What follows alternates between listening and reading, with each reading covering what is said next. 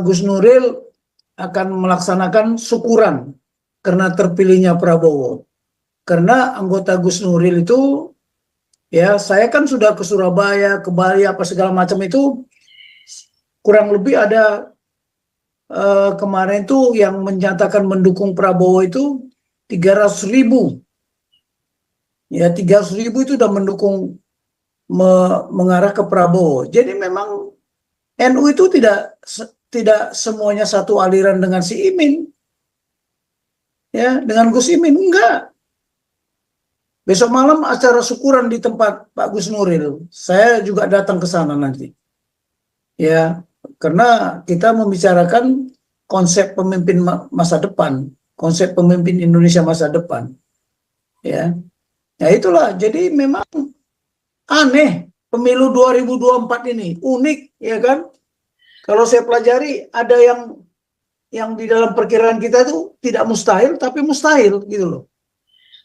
Nah ini Pak Tobing, coba saya setelkan ini pendapat orang-orang di Malaysia ya mengenai pemilu Indonesia. Yang Prabowo Gibran menang, Malaysia heran, sentimen agama tak laku di Indonesia.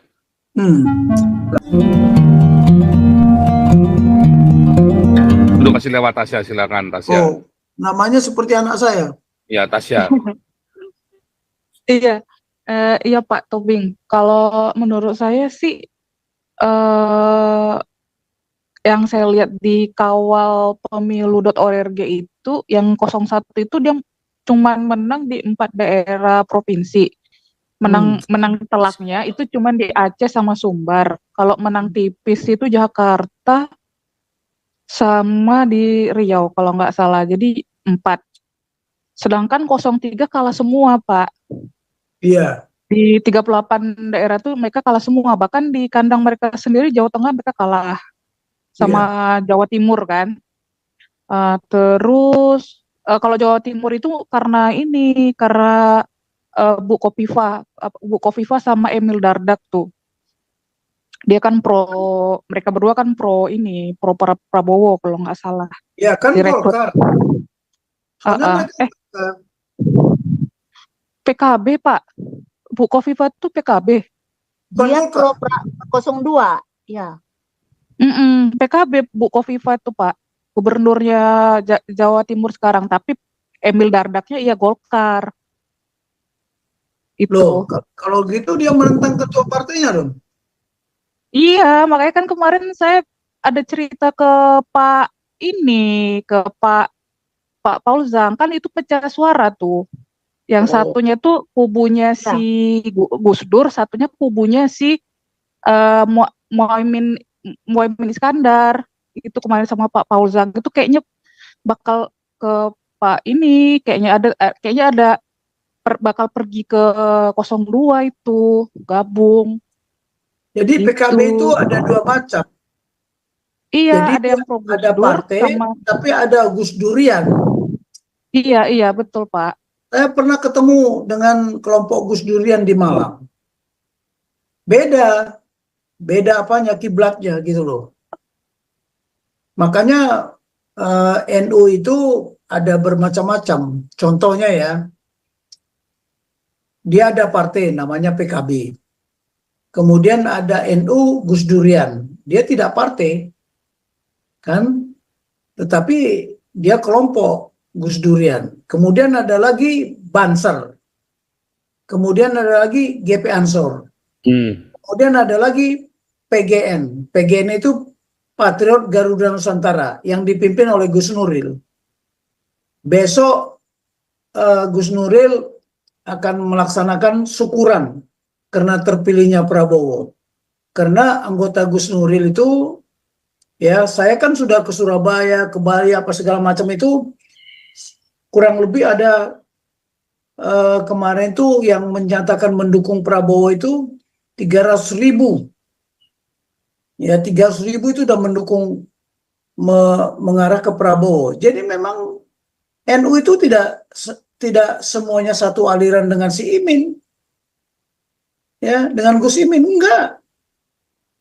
Besok malam acara syukuran di tempat Pak Gus Nuril. Saya juga datang ke sana nanti. Ya, karena kita membicarakan konsep pemimpin masa depan, konsep pemimpin Indonesia masa depan. Ya, ya itulah. Jadi memang aneh pemilu 2024 ini, unik, ya kan? Kalau saya pelajari ada yang di dalam perkiraan kita itu tidak mustahil, tapi mustahil gitu loh. Nah ini Pak Toping, coba saya setelkan ini pendapat orang-orang di Malaysia ya mengenai pemilu Indonesia. Yang Prabowo Gibran menang, Malaysia heran, sentimen agama tak laku di Indonesia. Lah, Malaysia bahas pasca pemilu Indonesia. Pembahasan mengenai pemilu di Indonesia tidak hanya terjadi di media besar Malaysia, tetapi juga di media kecil seperti Selangor TV. Di situ mereka mengamati bahwa dalam debat pemilu Indonesia kali ini fokus lebih pada program-program daripada isu-isu agama atau perpecahan seperti di Malaysia. Jadi intinya apa yang kita serukan selama ini nggak sia-sia ya. Upaya-upaya mereka untuk si Ganjar menggait agama, Anies ya tadi Ganjar itu agama nasionalis dengan agama, Anies agama dengan agama, Prabowo nasionalis dengan nasionalis. Ternyata rakyat Indonesia kemudian mulai menyadari, bahkan Anies pun yang sudah begitu kentalnya dengan politik identitas sampai nggak berani ngomong lagi, diajar terus kan, tidak berani membawa identitas itu dan dia tahu pasti kalah kalau dia membawa identitas. Sementara Ganjar dengan selingkuh kepada khilafah ini justru malah dia paling bawah dia karena nggak jelas kan. Prabowo yang membawa nasional justru akhirnya dicintai oleh rakyat termasuk orang-orang Islam sendiri. Beberapa dari kalangan Islam pun akhirnya berpihak kepada, termasuk PAN ya, partai PAN itu ya kan juga berpihak pada ini kan, pada Ganjar, pada Prabowo kan. Sementara si Sandiaga Uno keluar dari Gerindra dukung dukung Anies, keok. Habis ya. Sekarang bagaimana dengan pasca pemilu ini? Yang harus kita cermati kan sekarang pasca pemilu ini. Ya dengan upaya-upaya yang dilakukan oleh masyarakat ini saya lihat sudah upaya-upaya makar dan subversif loh ya. Saya kira kalau sudah sampai titik tertentu, Jokowi harus terapkan undang-undang makar itu, Pak. Iya, tapi undang-undang itu pun belum direvisi, Pak Paul. Nah, undang darurat itu tahun 59 itu. Katanya tidak paham hukum, Pak, soalnya, Pak. Tidak paham sampai undang-undang, itu kan undang-undang tata negara juga ya. Iya, jadi sampai ke sana ilmunya, Pak, rakyat jelata ini, Pak. Iya, itu kepentingan pembebasan Irian Barat itu dulu. Mungkin tahun depan, Pak, minggu depan, Pak Toping perlu cerita tuh, Pak, tentang makar. Apa sih itu makar dan subversif? Ini kita kasih warning, Pak. Kita teriak dulu, Pak, sebelum terjadi. Nah, ini yang saya paparkan malam ini adalah quick response. Artinya saya mengabaikan kemarin pelajaran tentang kepemimpinan negarawan. Kan baru sampai di karakter aja, belum kompetensinya seperti apa. Tapi ini karena ada situasional, ya makanya kita quick respon supaya orang mereka juga tahu. Depan perlu tuh Pak, sebelum terjadi kita cerita apa itu makar dan subversi, jangan sampai rakyat goblok dibohong-bohongin, dipanas-panasin mau, tiba-tiba dia terlibat makar dan subversif tuh. Ya tapi kan kata Bolusi tadi bahwa kita ini sudah semakin cerdas, Ya. Anak-anak saya tidak saya perintahkan untuk milih Prabowo. Saudara-saudara saya semua tobing itu hanya saya kasih. Ini malam ini kan saya kirim juga file saya. Pokoknya saya mau zoom di sini, saya kirim semua sama itu saudara-saudara saya. Keluar Bapak kan kalau nggak salah kemarin kan PDIP semua ya. Terus tiba-tiba Pak Prabowo marga toping menang begitu, gimana tuh responnya keluarga Bapak itu? Jadi ini kami perlu rapat lagi.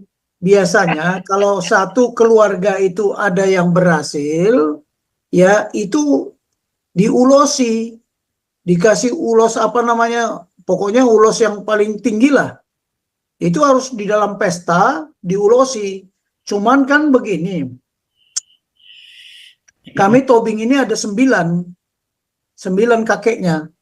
Jadi kebetulan Pak Prabowo ini siadean dari Sumurung. Ada Sumutul, dia Sumurung.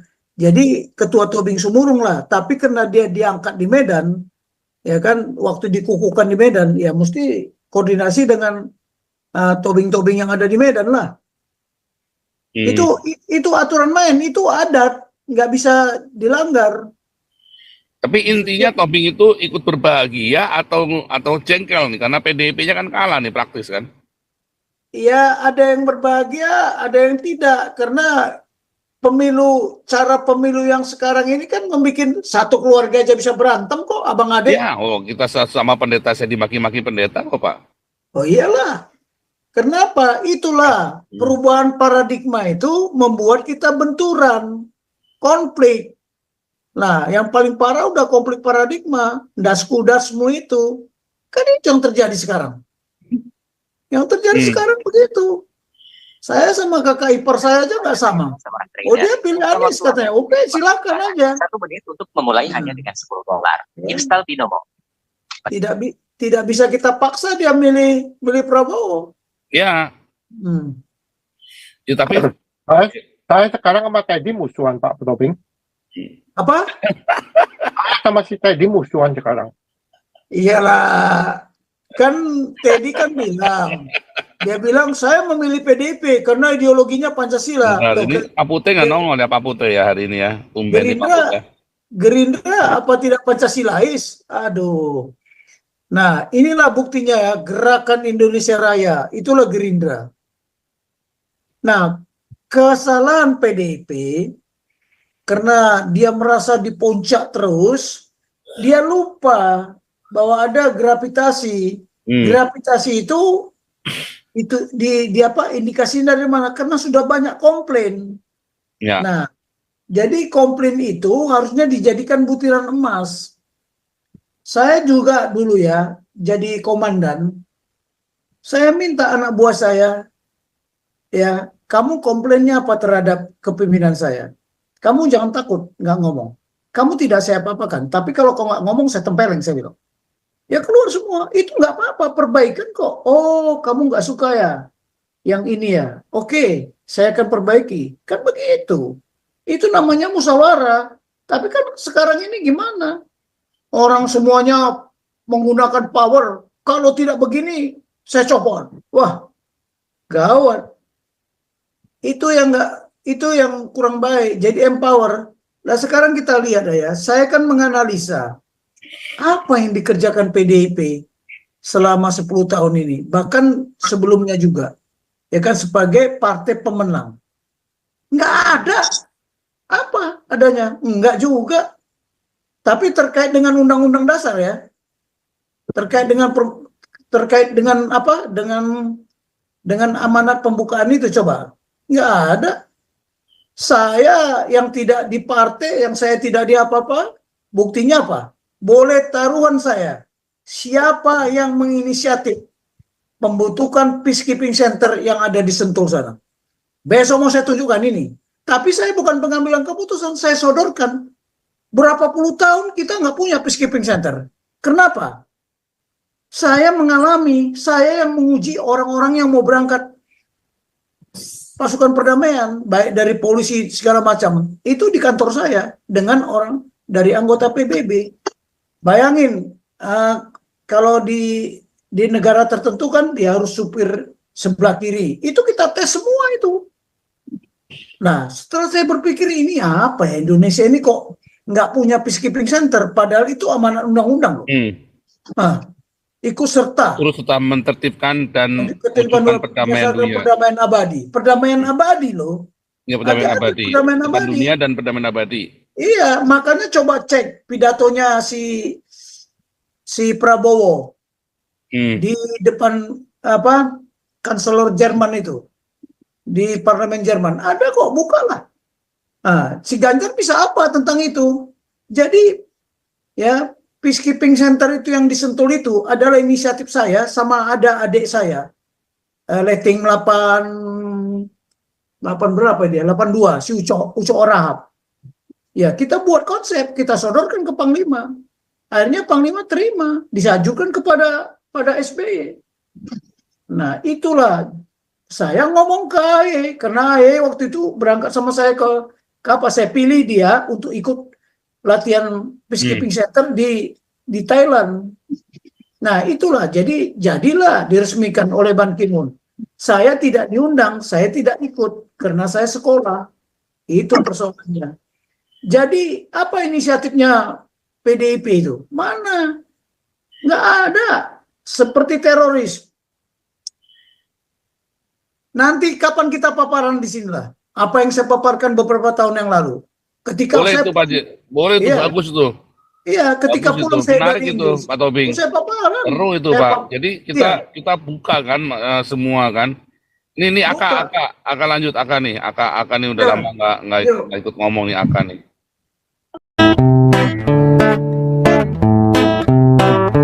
Kau bilang kau menang debat, lawan domba yang sesat. Kau bilang banyak yang tobat.